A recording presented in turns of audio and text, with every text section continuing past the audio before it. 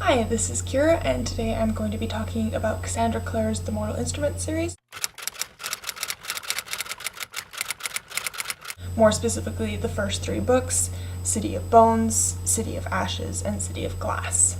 Both because I haven't actually finished the last three books, and also because these were, I think, originally written as a trilogy, and they have a nice, well-rounded, finished plot arc that they were just reading the three of them, so I'm just going to talk about them. I really enjoyed these books. I read them so fast. I stayed up so late, so many days in a row when I really shouldn't have reading them. They're really good books. They're really engaging. They're great YA. They really are.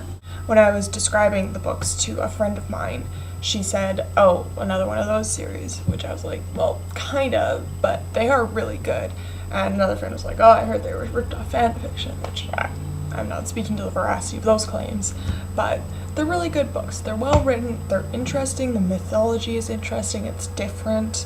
Like, it's not something that I've read before.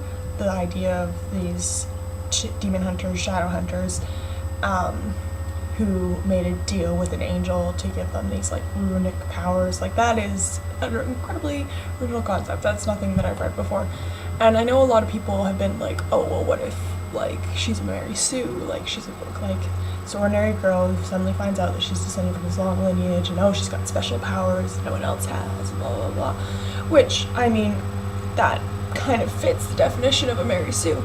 But I read this really interesting article on Tumblr recently, link in the thing, that was talking about how the classification of characters as Mary Sues was inherently sexist, which I thought was really interesting and also very true, because male characters don't have to justify being awesome or having like the romantic opposite of them, like the women or whatever, falling in love with them. That they don't need the justification of why they're worthy of that. Whereas female protagonists, if they're just like presented as being awesome, everyone's like, well, Mary Sue, like, why are they awesome? Male characters don't have to prove that. And while there is technically the classification of a Gary Sue, that is, male characters are accused of being Gary Stews way less than women are. But she made the point that, you know, women are accused of living out their fantasies. And she's like, well, isn't that what all fiction authors are doing at least to some extent? When you write a character, you are living out what you wish you could be in that character. Fuck knows Bretty Snellis is. And loads of fantasy authors do that. They create these badass male characters. All these male writers have these badass male characters, and no one ever accuses them of writing characters just that they wish they could be, or that they wish whatever, that are too perfect. I liked Clarity, the main character in these books. I thought she was smart, she's funny, she's not perfect, doesn't have, like, she has these powers, right, that she can, like, create these ruins out of nowhere that no one else has done forever. Like, no one can create original ruins.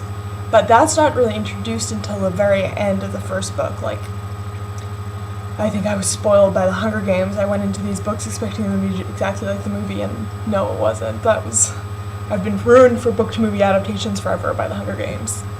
Thanks, guys.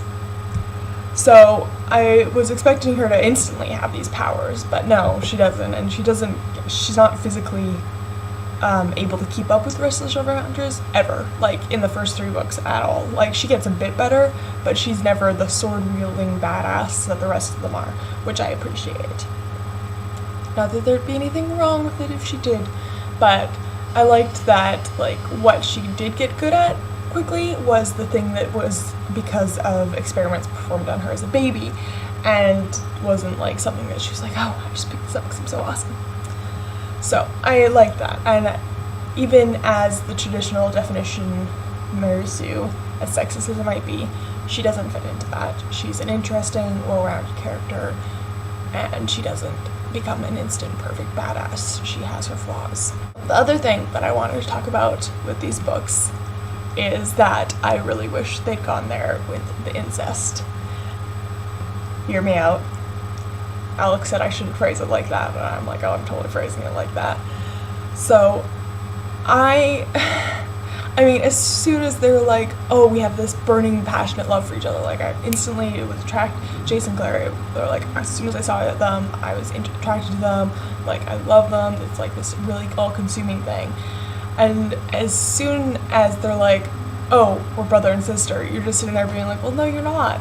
Because there's no way that in a major best-selling work of YA fiction, they're going to have the two main characters, the main romantic pairing, legitimately be between a brother and a sister.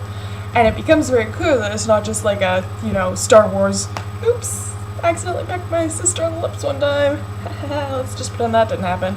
It wasn't like that, because like they kept going with it and kept being like, oh my god, I'm still in love with you even though you're my brother, like I'm still attracted to you, this is really bad. Like there's Jace going, I don't care what society thinks, I love you, we can run away together, and there's Claire being, no, we can't do that, and then changing her mind and being like, Jace, I want to be with you, Jace being like, no, we can't do that to our families, you're right.